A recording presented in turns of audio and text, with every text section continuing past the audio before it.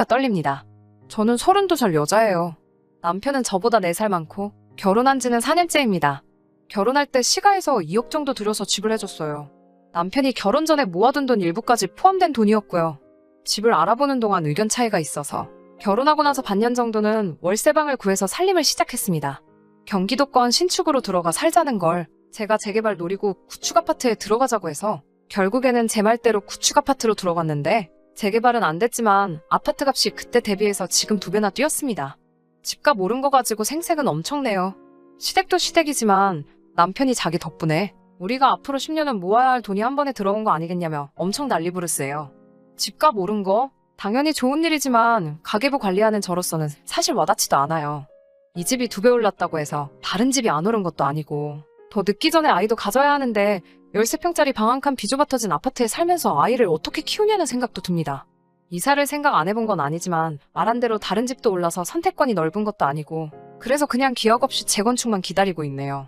시어머니는 그냥 집이 좁으면 어떠냐고 듣기 전에 아이를 먼저 가지라고 하는데 제가 육아 때문에 직장을 그만두면 그만큼 수입도 줄어들어서 가게도 어떻게 될지 확신도 안 서고요. 또 이사를 가고 싶어도 재건축이 언제 될지도 모르니 섣불리 나섰다가 지금 집값 2배 정도 뛴 거 가지고도 저렇게 노래를 부르는데 행여나 재건축돼서 집값이 또 뜨게 되면 어떤 원망을 들을까봐 말도 못 꺼내고 있어요. 시가에서 집 해줬다고 저 결혼할 때 뭐 기우는 결혼한 거? 그런 건 절대 아닙니다. 월급도 큰 차이가 나는 건 아니지만 신랑보다는 제가 조금 더 벌어요. 집이 좁아서 혼수 채우기가 애매하니 그만큼 현금 해단도 많이 했고 시아버지 오래된 연식 자동차 끌고 다니시는 거 신형으로 바꿔드리기까지 했어요. 혼수에 결혼 비용까지 2,500이면 끝날 거 차 바꿔드리고 현금 해단까지 하고 그래서 저희도 물론 시댁 쪽 지원금에 비해 적은 돈이긴 하지만 이것저것 다 더하니 8천 가까이 들었습니다.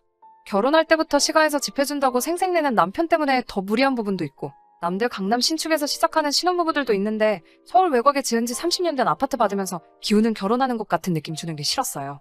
그래서 그만큼 결혼 비용 부담하면서 결혼 후에도 양가에는 똑같이 하자고 약속 아닌 약속을 했어요. 네 돈 내 돈 하는 것도 그래서 각자 월급에서 200씩 생활비 통장에 보내서 생활비나 달달이 나가는 비용, 경조사비에 양가에 보내드리는 용돈까지 공평하게 갈라서 내고 더 하고 싶은 게 있으면 그건 월급에서 남은 돈 각자 관리하면서 쓰고 싶은데 쓰기로 했습니다. 양가에 똑같이 하자는 약속은 당연히 지켜질 거라고 생각은 하지 않았지만 적어도 노력은 할 줄 알았는데 제 우산이었습니다. 전반적으로는 잘 지켜지는 것 같았지만 사소한 것들이 항상 문제였어요. 예를 들자면 제가 시댁에서 일하는 만큼 남편은 처가에서 널브러져서 편하게 있는 것 같은 거요. 그런 사소한 것까지 꺼내자니 제가 너무 졸렬한 사람이 되는 것 같기도 하고 굶두고 대충대충 하기는 하지만 명절날 친정에 가면 설거지라도 하려고 하거나 청소기 돌리는 정도는 도와줬기 때문에 그냥 참았습니다. 저는 결혼하고 처음 몇 달 동안은 시댁에 못해도 일주일에 한 번씩은 안부 전화 드리고 했어요. 그런데 어느 날 친정아버지랑 통화하고 있는데 우리 사위도 잘 지내지? 하고 물어보시더라고요. 저는 남편이 당연히 알아서 안부 전화 정도는 드리고 있는 줄 알았는데 결혼하고 몇 달이 지난 상황인데도 단 한 번도 먼저 연락한 적이 없다고 하시더라고요. 어이가 없었지만 그것도 그냥 넘어갔습니다. 대신에 저도 그날 이후로 시댁에 안부 전화를 한 통도 하지 않았어요. 어느 날 남편이 시어머니 연락을 받았는지 저한테 와서 묻더라고요. 왜 요즘에 우리 집에 안부 전화 안 드리느냐고요. 당당하게 안 한다고 대답했더니 이유도 묻지 않고 저를 가르치려 들었어요. 자식이 결혼했는데 어떻게 지내는지 궁금해하시지 않겠냐고 자식 된 도리로 전화를 드려야 한다고 하는 거예요. 여태 나 혼자만 시댁에 전화 드린 건 생각도 하지 않고 씨부리는 게 너무 화가 나서 괜히 시비가 걸고 싶어지더라고요. 그래서 신랑에게 왜 자기 집에 내가 전화를 드려야 해? 라고 못 알아들은 척 물어봤어요. 자식 된 도리 어쩌고 하면서 방금 했던 말을 그대로 재방송을 하더라고요. 그래서 대본에 저도 나는 우리 부모님 자식이 아니라서 오빠가 전화 안 드리는 거였어? 라고 되물었어요. 그 말에 신랑이 인상을 있는 대로 치푸리면서 장모님께는 제가 전화드리면 되지 않느냐고 하더라고요. 지가 전화 못하는 건 아직 어색해서 조금 불편해서 그런다고 하면서요. 그래서 저도 시어머니하고 전화하는 거 어색하고 불편하다고 무슨 말 하는지 다 이해한다고 말하고 앞으로는 저는 친정에 신랑은 시가에 각자 부모님께 알아서 안부 전화드리면 되겠다고 빈정대면서 이야기했어요. 그때 처음으로 남편이 본심을 말했습니다. 어떻게 부부가 똑같이 하냐고. 네가 하는 게 같은 여자끼리고 더 살가우니까 더 좋아하실 거 아니냐고 하더군요. 그걸로 한참을 네가 하네 내가 하네 싸우다가 신랑도 고집부리고 결국 결론이 안 날 것 같아서 그냥 앞으로 전화는 각자 부모님께 알아서 하는 걸로 이걸로 다시 이야기하지 않기로 확실하게 못 받고 마무리 지었습니다. 그렇다고 진짜로 아예 안 한 건 아니에요. 처음처럼 매주 연락드리는 건 아니지만 가끔씩 안부도 묻고 하고 있어요. 최소한의 도리라고 생각하거든요. 남편은 그 뒤로도, 아니, 아예 결혼하고 단 한 번을 우리 부모님께 먼저 연락드린 적은 없지만 퇴근하고 같이 있을 때 한 번씩 전화 바꿔주고 하니 그냥 그걸로 하고 있다는 셈 치고 위안 삼으려고 했어요. 아무튼 사건은 최근에 벌어지게 됩니다. 제가 회사 생활 5년간 하면서 한 달에 5만 원씩 따로 적금을 들어놓은 게 있어요. 어머니 환갑 때 지중해로 크루즈 여행 한번 보내드리려고요. 그 적금이 만기가 돼서 잠깐 예금 통장에 들어왔어요. 이자 조금 해서 돈이 어느 정도 목돈이 되어 있더라고요. 어머니 환갑까지는 몇 년이 더 남았으니 새로 적금 가입하고, 요즘 시국도 시국이고 지중해 크루즈 여행이 생각보다 비용이 비싸서 몇 년 더 모아야겠더군요. 그런데 남편이 통장 조회를 했는지 이 돈이 뭐냐고 물어보더라고요. 엄마 환갑 때 두 분 크루즈 여행 보내드리려고 모아둔 거라고, 결혼 전부터 모으고 있던 돈이라고 말해줬어요. 그랬더니 우리 부모님은 어쩌고? 이러고 있더라고요. 시어머니랑 저희 어머니랑 동갑이시거든요. 그래서 그거야 오빠가 따로 부모님 환갑 때 하려고 준비한 거 있을 거 아니냐고. 그걸로 보내드려야지 했지요. 그랬더니 자기는 따로 모은 게 없다고, 이 집 살 때 전 재산 다 쓴 거라고 하더라고요. 아직 양가 어머님 환갑까지는 시간이 있으니까 그럼 지금부터라도 모아서 어디 가까운 일본 료칸 여행이라도 보내드리면 되지 않겠냐고 했어요. 그랬더니 대번에 니네 엄마는 크루즈 여행 보내고 우리 엄마는 온천으로 때우려고 하는 거냐며 성질을 박박 내며 뭐라고 하네요. 어이가 없어서 나는 이거 결혼 전부터 계속 모으고 있던 거라고, 내가 우리 엄마 아빠 보내주려고 모은 걸 왜 나누냐고, 시부모님 여행 보내드리고 싶으면 지금부터라도 열심히 모으라고 했어요.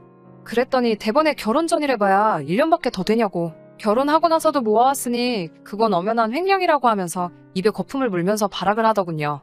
억지 좀 부리지 말라고, 각자 생활비 통장에 돈 넣고 남은 돈 관리하기로 하지 않았느냐고, 내가 이만큼 모을 동안 오빠가 못 모은 게 오빠 잘못이지 그게 내 잘못이냐고 한바탕 싸웠어요. 남자가 그 돈 가지고 어떻게 사회생활 하냐고, 군말 없이 꼬박 생활비 통장에서 돈 안 빼쓰는 것만으로도 감지덕지하라면서 호통을 치는 말에 나라고 사회생활 안 하냐고, 나도 일 때문에 만나는 사람 많은데도 다 모으지 않았냐고 하니 대답을 못하고 있었어요. 결국에는 안 되겠다 싶었는지 집값 오른 이야기를 또 꺼내더군요. 제가 그만큼 돈을 모을 수 있는 게 다 누구 덕분이냐면서, 집 해준 시부모님 덕분 아니겠냐면서, 남들 뼈 빠지게 대출이자 갚을 때 편하게 살고 있는 게 누구 덕분인지 생각해보라고, 그깟 몇백만 원이 아까워서 그걸 가지고 치사하게 구냐고 정색을 하면서 덤벼들더라고요. 시부모님 여행 보내드리는 게 돈이 아까워서 그러는 건 줄 아냐고, 엄연히 나도 쓰고 싶은 거 참으면서 모은 돈이고, 오빠가 앞으로 돈을 모아서 시부모님 우주여행을 시켜드리든 저는 신경 안 쓴다고, 효도하고 싶으면 저한테 대신 시킬 생각 하지 말고 직접 하라고 했어요. 너 잘났다라면서 네 맘대로 하라고 하고는 기어이 그날은 밖으로 뛰쳐나가 외박을 하고 들어오더라고요. 카드 내역 보니 친구들 다 불러서 술까지 쏘고 잠도 숙박업소 가서 자고 온 것 같은데, 그렇게 쓸 돈 20번만 모아도 지금 제가 모은 만큼은 우습게 모았을 텐데 하는 생각에 참 한심하더라고요. 진짜 문제는 얼마 지나지 않아서 생겼어요. 명절날 친정에서 저녁 식사하고 나서 텔레비전 채널 이리저리 돌리다가 볼만한 게 없어서 옛날 드라마 재방송 보고 있었어요. 드라마에서 부모가 모아둔 게 없어서 딸한테 신세를 지는 장면이 나왔는데, 그것 때문에 딸이 남편에게 눈치를 보고 있는 장면이 나왔어요. 친정 부모님이 그 장면 보고 무슨 자식이 노후 대책도 아니고 자식한테 너무 피해를 준다면서 혀를 차셨어요.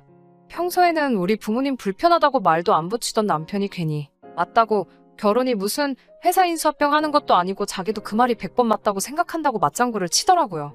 그러고 돌아오는 차 안에서 진지한 표정으로 저한테 물어보더라고요. 혹시 장인 장모님 노후 대책은 다 되어 있으시냐고요. 다 되어 있는 건 맞았는데 왠지 기분이 쎄해서 알려주기가 싫었어요. 그래서 워낙에 그런 거 잘 말씀을 안 해주셔서 잘 모르겠다고 대답했는데 남편 표정이 아주 가관이었습니다. 그러고 나서 하는 말이 노후 대책이 안 되어 있으면 큰일인데 이러면서 걱정하더라고요. 그게 무슨 뜻이냐 물었더니 앞으로 큰 집으로 이사가면 시부모님을 모시고 살 계획이었는데 장인 장모님이 노후 대책이 안 되어 있으면 어떡하냐고 원망하듯이 말하더라고요. 시부모님을 모시고 산다니 그건 결혼 전에도 하지 않은 이야기고 양가 똑같이 하기로 하지 않았느냐고 따졌어요. 나도 맞이인데 노후 준비가 돼 있으신다고 한들 어디 아프시기라도 하면 그게 시부모님이든 친정부모님이든 자식들이 모셔야 되는 게 도리이지 않느냐고 했더니 또 정색을 하면서 집값 오른 이야기를 또 꺼내더군요. 우리 부모님이 집 해주지 않았냐고, 친정에서는 해준 게 없지 않냐면서 당연히 집값을 내준 만큼 노후 준비를 못하신 게 맞으니 시부모는 우리가 모시고 사는 게 맞다는 논리를 펼치더라고요. 친정에서 비교적 적게 한 건 맞지만 친정부모님 노후 준비는 이미 제가 시집가기 전에 다 끝난 상태였어요. 남편은 말도 안 되는 소리 하지 말라며 그게 결혼 전부터 준비된 건지 아닌지 자기가 어떻게 믿냐고? 남편하고 집에 오는 차 안에서 시부모님을 모시네 마네가지고 한바탕 하다가 결국 남편이 그럴 거면 갈라서 자면서 이혼 이야기를 먼저 꺼내더라고요. 단기간 결혼을 한 경우에 재산 분할이 각자 해온 것을 회수하는 식으로 진행되는 걸 알고나 있냐고. 이혼당하기 싫으면 자기한테 잘하라는 듯이 이야기를 하더군요. 혼수매 시아버지 바꿔드린 차를 가져온다고 해도 감가상각이 적용되기 때문에 제가 손해볼 거라는 걸 알고 이혼하자는 말에 겁먹을까봐 꺼낸 말 같았어요. 그런데 매번 이런 식으로 대화가 오고 갈 때마다 집값 오른 걸 가지고 생색내는 것도 짜증나고 더 이상 견디기 힘들어서 저도 같이 이참에 아예 갈라서자고 했습니다. 나중에 후회하지 말라고 호통을 치는 모습을 보니 아주 역겹더라고요. 얼마 뒤에 이혼 전문 변호사를 찾아갔는데 제 경우에는 남편이 알고 있던 사실하고는 조금 다르더라고요. 제가 핸드폰도 신혼살림 차리기 전부터 쓰던 걸 아직도 사용하고 있던지라 남편과 결혼 준비하면서 주고받던 대화 내용이 그대로 저장되어 있었어요. 그때 경기도권 신축하자고 우기던 남편과 재건축 예정인 구축을 구하자고 저와 의견 다툼을 하던 대화 내용도 그대로 저장되어 있어서 변호사님이 그걸 보더니 혼인 중에 부부가 협력하여 이룩한 재산이 있는 경우에는 재산 분할을 청구할 수 있다는 말을 해주더라고요.